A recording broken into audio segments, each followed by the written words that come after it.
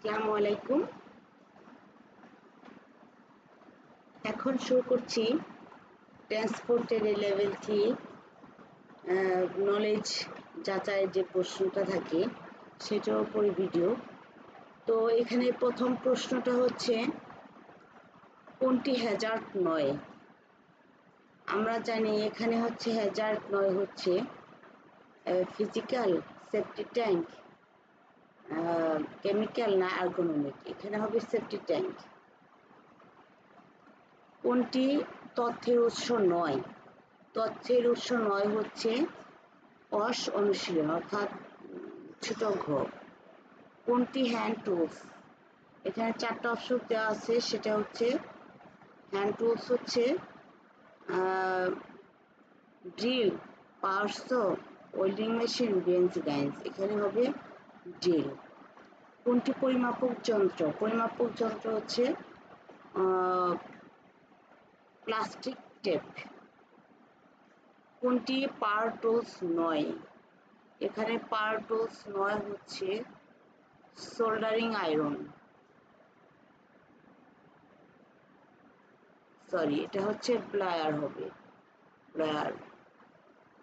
ওয়ালে layout marking ব্যবহৃত device কোনটি? এটা হচ্ছে থ্রেড বল। কোনটি নিয়ন্ত্রণকারী যন্ত্র? নিয়ন্ত্রণকারী যন্ত্র হচ্ছে সুইচ। অ্যাবোমিটার দ্বারা কি কি রাশি পরিমাপ করা যায়? আমরা জানি অ্যাবোমিটার দিয়ে 3টি রাশি পরিমাপ করা যায়, সেটা হচ্ছে এম্পিয়ার, ভোল্ট এবং ওহম, অর্থাৎ এম্পিয়ার, ভোল্ট, ওহম, বড় ঘ। কন্ডাক্টর না কেটে প্রবাহিত কারেন্টের পরিমাপ নির্ণয় কোন মিটার ব্যবহার করা হয়? এখানে হবে হচ্ছে ক্লিপন মিটার, ঘ নম্বর। কোনটি প্যারালাল সার্কিটের বৈশিষ্ট্য নয়? বৈশিষ্ট্য নয় হচ্ছে প্রতিটি লোডের কারেন্ট সমান হয়।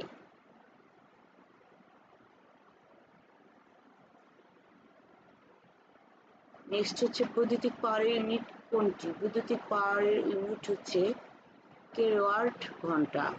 কোনটি শৃঙ্খলের সাইজ নয়? এটা হচ্ছে 65।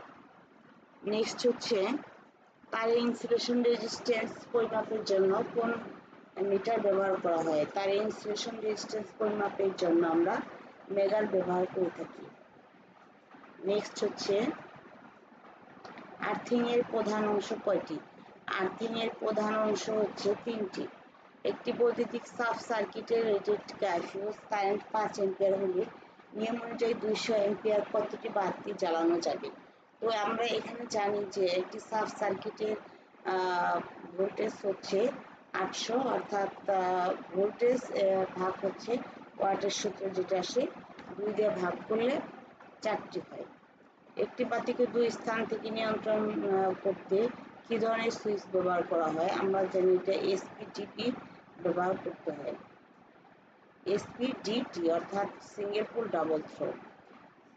কলিং বেলে কি ধরনের সুইচ ব্যবহার করা হয়? কলিং বেলে সাধারণত পুশ বাটন সুইচ ব্যবহার হয়ে থাকে। ছোট মোটর পরিচালনার ব্যবহার করা হয় ডল স্টার্টার অর্থাৎ ক নাম্বার। কোনটি রক্ষণ যন্ত্র? অর্থাৎ রক্ষণ যন্ত্র হচ্ছে এখানে circuit breaker. Leather wet paper, এটা হচ্ছে অপরিবাহী পদার্থ। পাওয়ার সকেটের পাওয়ার রেটিং কত? এখানে 15 এম্পিয়ার হবে।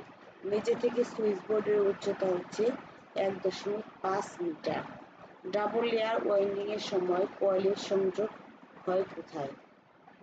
শেষে এবং শুরু, অর্থাৎ ক নাম্বার হবে।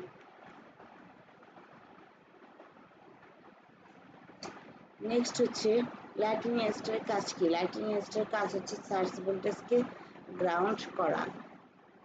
সোলার সিস্টেমে নিচে কোনটি অংশ নয়? অর্থাৎ এখানে হচ্ছে সোলার সিস্টেমের কম্পোনেন্ট নয় হচ্ছে solar panel component, charge control, বৈদ্যুতিক বাতি।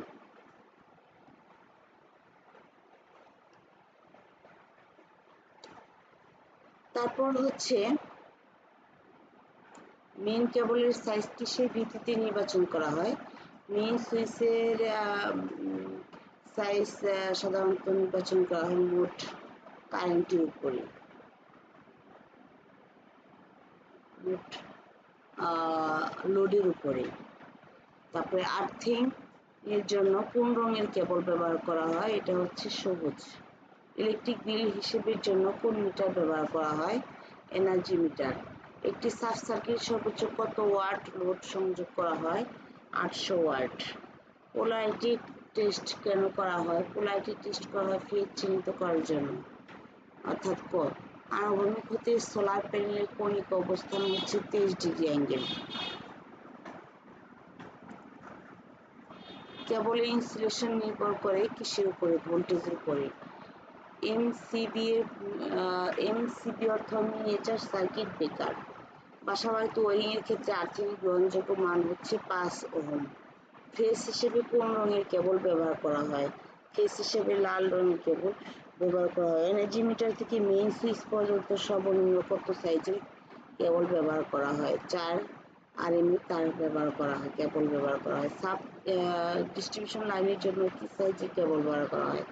সাব ডিস্ট্রিবিউশন লাইনের জন্য 2.5 আরএম ব্যবহার করা হয়।